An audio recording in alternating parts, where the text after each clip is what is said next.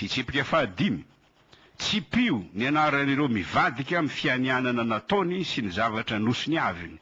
Tsy azo tikisana ny olona tahaka izany. Araka ny Salamo 5:10 alan'Andriamanitra ny olona mivadika amin'ny fianianana nataony. Eto namany Ismaël tsy maintsy valiako ilay rangahy namany fianakaviam-be iraisam-pirenena niditra tamin'ny telefona tamin'ny fandaharana ny marina tamin'ny talata 4 May. Raha tsy miteny aho hevitra izy fa marina ny zavatra lazainy, de tsy maintsy valiako izy araka ny obolana manao hoe valio ny adala araka ny adalany fandrao manao azy hoendry izy. Hoy mantsy io rangahy io manao parjure irainy Jonary satria raha nilaza tsy hiteny intsony izy tamin'ny 13 Desambra, niverina ny teny indray izy tamin'ny 7 Avrily tamin'ity taona ity ary naharitra adiny 5. Mialatsiny amin'ny rangahy iny afa ny parjure de olona manao fianianana sandoka na olona mivadika amin'ny fianianana nataony. Ny fianianana tompoko de mampifamatotra olona maro, olona roa farafahakeliny. Ohatra lehilahy sy vehivavy manao mariazy mianina faifanaja, olona roa izany. Ohatra mpiasa manao sonia fifanakempiasana amin'ny mpampiasa, contrat de travail, mianina izy fa hanaja ny asiny, olo maromaro zany. Ohatra fahatelo filoham-pirenena mianina eo anatrehan'ny vahoaka fa hanaja ny lalam-panorenana izy, zany hoe andaniny ny filoha ankilany ny vahoaka, olona maro zany. Fa tsy misy mihitsy olona manao fianianana amin'ny tenany hoe za de mianana aminao tenako fa tsy anao zao na anao zao. Raha nilaza aho tamin'ny 13 Desambra tamin'ny taona lasa fa hijanona tsy anao famakafankana intsony, tsy nanao fianianana na tamin'iza na tamin'iza aho tamin'izany, nijanona aho tamin'izany no ny fihetsepo tato amiko fa tsy tamin'ny olo-kafa. Fanehoana fahalalam-pomba sy fanajana ny mpiaino ny fanaovam-beloma satria izay tonga tsy miarahaba na mandeha tsy manao veloma toa tezitra.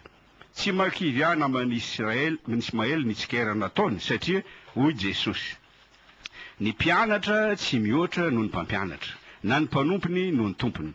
Raha ny tompony trano no nataony hoe Belzeboba tsy mainky ava ny ankonany. Fitsipika fahenina, tsy pio ny anaran'ireo Rakoto Ouattara, saribakolo ny fianakaviam-be iraisam-pirenena, mpivarotra ny Madagasikara sy ny Malagasy amin'ny vahiny. Miala tsiny fanazavana bebe kokoa ity fitsipika fahenina ity. I Rakoto Ouattara na Rasoa Ouattara raha vehivavy izy de ireo milaza hiady amin'ny fahantrana sy ireo milaza hoe raha vita ny fifidianana hijanona ny krizy satria hiverina ny famatsiam-bola rehetra. Mpamitaka ireny olona ireny satria raha vita ny fifidianana izy ireny ho azo vola be sy tombotsoa betsaka avy amin'ny fianakaviam-be iraisam-pirenena lehibeny, fa ianao mpifidy ho terena ifekibo sy hiafy. Tsy ampijanona ny fahorianao tompoko ny fiverena ny famatsiam-bola fa vao maika ampitombo ny fahantranao. Tsarovy fa nisy famatsiam-bola foana teto nanomboka tamin'ny Repoblika faharoa.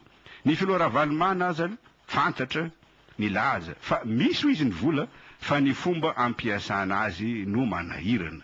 Ny adana ve ianao na mpiaino tamin'izany? Raha ny adana ianao tsy nidina andalambe. Milaza ireo Rakoto Ouattara ireo fa efa maika anao fifidianana ny vahoaka malagasy mba ampijanona ny krizy. Marina fa araka ny voalaza teo tsy maintsy fifidianana no ampijanona ny krizy, fa tsy io fifidianana atao amin'ny amboletra amin'ny 4 Jolay io mihitsy.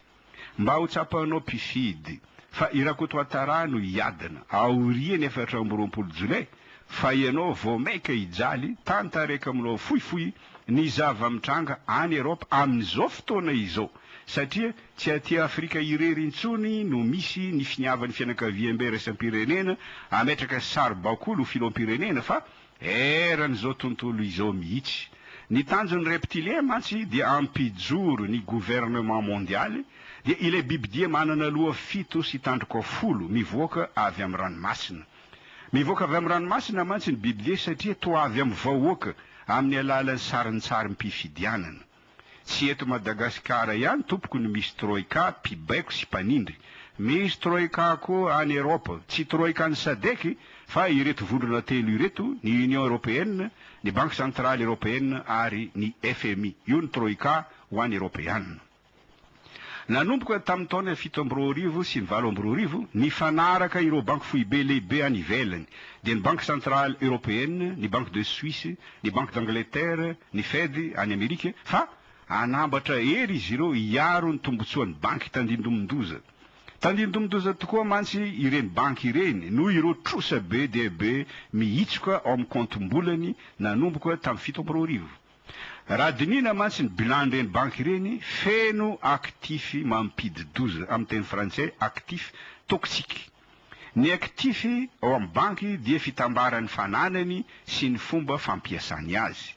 Dia ny vola ampindraminy any banky hafa, ny vola ampindraminy ho an'ny kliany, olon-tsotra, mpandrarà, orinasa.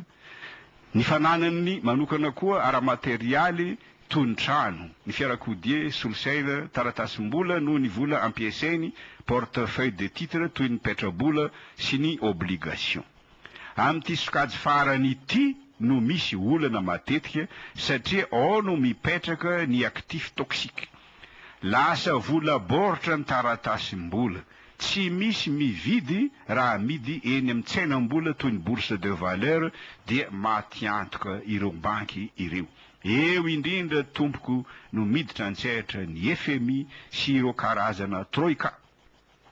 Ny zavatra ataon'ny fianakaviam-beraisam-pirenena any Europe amin'izao, fa nitsena raha-drafitra takalo ny vola ampindraminy, dia efa nataony taty Afrika, efa nataony teto Madagasikara, efa nataony tany Amerika Atsimo 20 na 30 taona lasa izay. Ary mbola hotohizany ihany atao eto Madagasikara raha sanatria ka irakoto na irasoa ho atara nolany filoha. Miezaka mafy ny fianakaviam-beraisam-pirenena mba tsy hisy intsony ny crack arabola sy arabanky toy ilay tranga tamin'ny 20 mba ho azonao olon-tsotra izany resaka ataoko izany. Aka ohatra iray aho dia ny fanavotana ny Banque Dexia, banky fananana iombonan'ny Frantsa sy Belzika. Ary tsy izany mianakendre tompoko, satria ny fanazavana dia famitinana ny fanadiadiana nataon'ny CADTM sy ny banky Natixis. Ampatsevako aloha fa mbola miresaka ny fitsipika fahiny na zao. Feno actif tsy azo antoka ny Banque Dexia. Dia intelo saika bankirobotra io banky io tao anatin'ny taona monja. Saika bankirobotra izy tamin'ny oktobra 20, tamin'ny oktobra 20, tamin'ny oktobra 20. Mba hanavotra n'ity Banque Dexia ity, nitady vola 5,5 miliara euro ny fanjakana frantsay sy ny fanjakana belge tamin'ny novambra 2020. Hosolony volany manokana very, zany hoe very ny fonds propre. Satria raha 7,5 miliara euro ny volan'ny Dexia foibe tamin'ny 20, tsy nisy afa-tsy 2,7 miliara euro sisa tamin'ny 2,5 sy 2. Ny fanjakana frantsay sy belge no manome antoka sy mitady vola amenoana ny banga homme Dexia mba tsy ho rendrika izy. Dia fanjanena mipetraka hoe avy aiza zany vola izany, valiny vola mpanjakana. Ary izany ho asaina hiafy satria tsy maintsy misy olona hiafy ihany amin'izany, valiny ny vahoaka Europeana madinika. Kanefa tsy manaiky atao ankalana toy ny malagasy ny vahoaka Europeana. Araka ny gazety Le Monde, tamin'ny 20 febroary lasa teo, notoriany député belge Zoé Genot ny fanjakana belge teo anatreny Conseil d'État any Belzika. Ary nampy azy ny fikambanana atakiny sy CADTM ka izao no votoatiny fitoriana napetrany. Tsy ekenay ho toy solombavam-bahoaka ity, raha ny fanjakana no hanome antoka 3,7 miliara euro entina hanavotra ny Banque Dexia dia ny vahoaka no terena hiafy. Tsy ekenay ho ty solombavam-bahoaka ity ny fanomezana fahefana ny ministry ny vola miresaka samy rery amin'ny troika, tsy manontany akory ny hevitray solombavam-bahoaka kanefa vola mahatandinondoza ny fiainam-bahoaka no resahiny. Taloha namany Ismaël nafenina ny fifamatorana eo amin'ny mpitondra fanjakana sy ny mpanambola.